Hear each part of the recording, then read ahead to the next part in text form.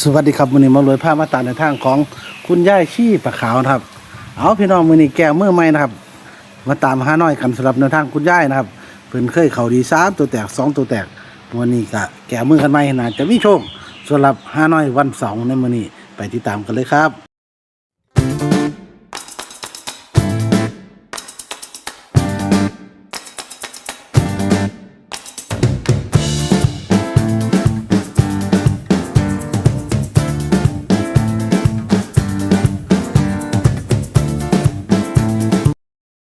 สวัสดีครับพี่พรครับ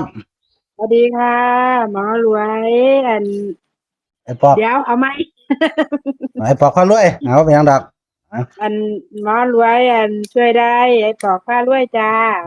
ครับผมมาตามต่อเนาะสำหรับในทางของคุณย่ายเนาะมื้อนี้บ่มีเหล้าแต่คงจะเป็นค่ะห้าน้อยเด้อเนาะน้อยแล้วว่าเนาะมื้อนี้เนาะ แล้วว่าเอาไปน้อยก่อนมื้อนี้มันเนียนไปเบิ่งน้อยมาอย่างเดียวบ่ได้ไปลาวเด้อจ้ะอืมเพราะว่ามื้อนี้มันบ่มีลาวแล้วว่าก็เลยไม่ว่า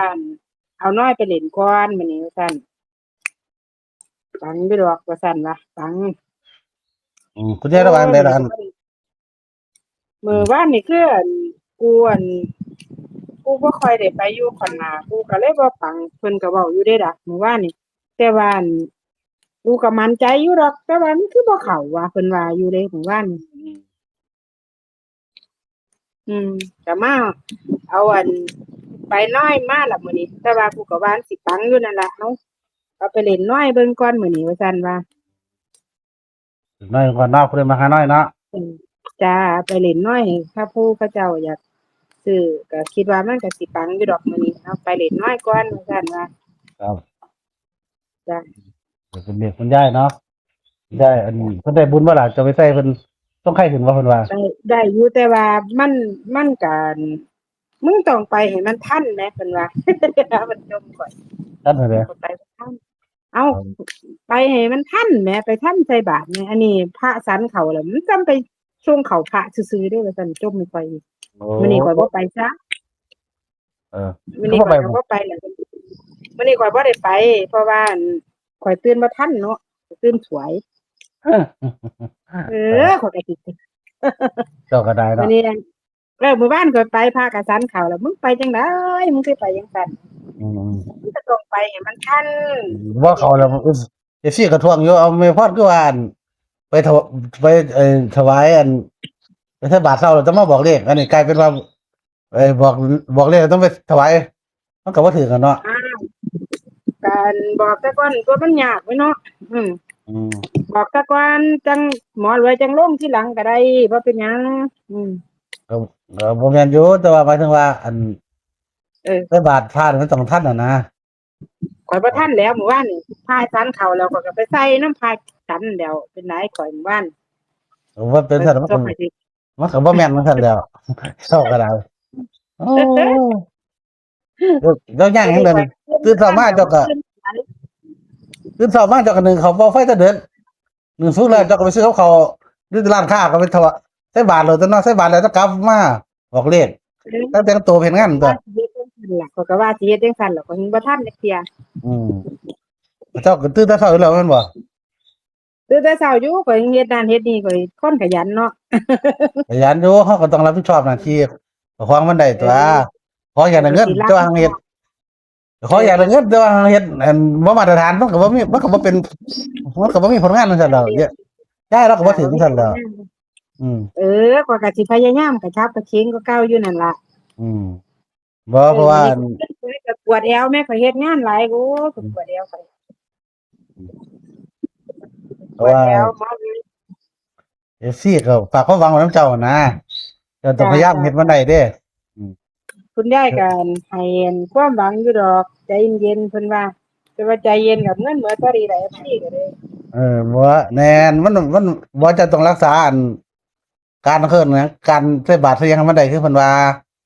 เออมื้อนี้ข้อยก็เฮ็ดบ่ได้จ้อยข้อยบ่ได้ไปมื้อนี้เมื่อวานั่นแหละนไปก็บ่ทันมึงไปเฮ็ดจังไดมึงจังตื่นมึงจังบ่ไปมันทันเพิ่นว่าขนาดโจขนาดบ่ได้เป็นงานเด้อมื้อนี้เอาไปตั่วอืมเฮ็ดงานเด้อเดี๋ยวนี้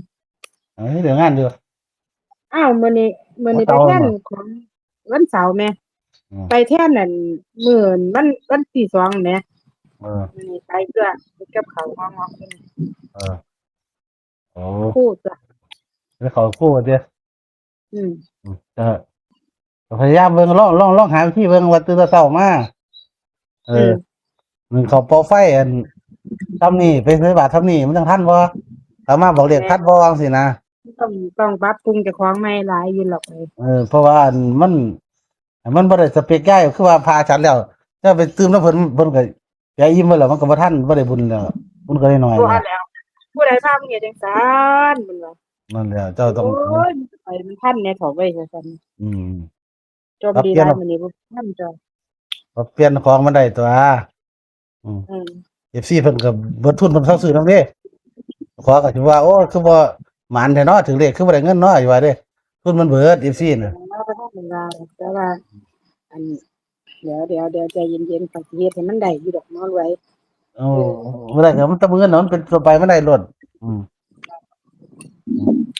เจ้าก็นี่ก็เอาให้เจ้าญาติเจ้ายากกันว่าเจ้าขอยสิบอกเคล็ดลับเด้อเจ้าญาติเจ้ายากเด้อ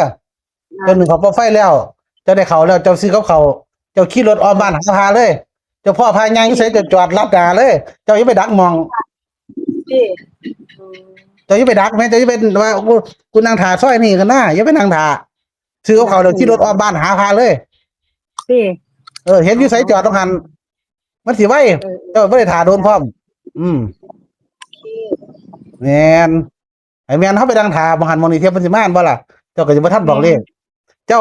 ซื้อกับเขาวก็น้ำเลยเขาแล้วเนี่ยเจ้าขี่รถอ้อมบ้านหาพารถ อืมข้าวเดียวพอรถมันไปเส้นไหนเจ้าจำไว้เลยว่ามันเคยไปเส้นนี้เจ้าก็เริ่มไปตะวัดเพิ่นไล่จากวัดไปซอยทางย่านนั่นอู้หยังก็ว่าไปนะอืมจ้ะ ขี่ได้กับพ่อเพิ่นเพราะว่าเพิ่นบ่ทันว่าใส่เฮาดอกอืมแต่เฮ็ดบ่ได้เฮ็ดคือข่อยว่าเด้อแต่ว่าต้องเป็นทางท่าเจ้าซื้อกับเขาวเราจะขี่รถหาพาเลย จ้ะมันต้องไว้เอาคุณยายบอกตัวไหนได้สิเอา7 2 4 6จ้าคุณย่าบอกมัน7 2 4 6จ้ะเบิ้ลเบิ้ลนี่7แล้วสั่นว่าเอาน้อยไปเล่นก่อนให้ตังค์อยู่ดอกมันไปตังค์อยู่ดอกไปเห็นมาแล้วว่าซั่นว่าเอาน้อยไปก่อนบ่ได้ไปฮอดลาวอืมเอาน้อยไปเล่นก่อนเหมือนกันว่าอืมตังค์อยู่ดอกมื้อนี้หลายมื้อแล้ว ครับพยายามเห็นว่าไดคือผมว่าแม่พ่อนจ้ะอืมลองลงที่ผมเด้อเข้าจ้ะเป่าไฟแล้วอีกอย่างก็สร้างเฮ็ดเอางานไฟบาทเป็นหลักก่อนจ้ะเจ้าเที่ยเขาฟุกเจ้าไปเฮ็ดได้หลายอย่างเหรอเจ้ามาเขาฟุกเฮ็ดได้ใช่แล้วเจ้าก็บ่ต้องเฮ็ดกับเขาเจ้าขี่ไปซื้อใช้อย่างเดียวแม่นเจ้าไปเฮ็ดกับเขามันช้ามันเดี๋ยวบ่ได้เจ้าเฮ็ดงานอืม สิได้เฮ็ดจังซั่นล่ะหมอพอซื้อกับเขาแล้วปั๊บมาขี่รถหาพาเลยบัดนี้อย่าหาพามาแม่นเจ้าก็เข้าเดียวแล้วป้ามาบอกเลขเลยบัดนี้โอ้ยสำบายว่าจังซั่นเออเห็นบ่ทันตี 5ก็ตื่นตี 4:30นอนตะเวนเอาย่านพี่หลอกย้านนั่นเลยพ่อพี่ซุมื้อยังตื่นไม่กี่ดมเอาพี่หลอกก็เป็นหยังอยู่ในความฝันมันมีดอกมีที่ดอกนอนอยู่อันตัวเอาให้โชคให้หมานนำแม่พรเด้อนะสำหรับคุณยายเด้อนะครับเป็น5น้อยมื้อนี้7246นะครับ724624น้องอย่างเดียว2647คุณยายว่า76นะครับเลขเบิ้ล77นะสำหรับคุณยายชีพขาวเฮานะครับจนนี้บุญมันก็ได้เตรียมแม่พรก็ยังพยายามอยู่เองามคักขนาดเลยเด้อนี่แต่สิว่าจะบังคับเพิ่นคือกันล่ะมารวยก็ได้ให้แม่พรใส่บาตรตาเฒ่าให้ได้เฮ็ดคือมารวยวางเด้อจ้ะ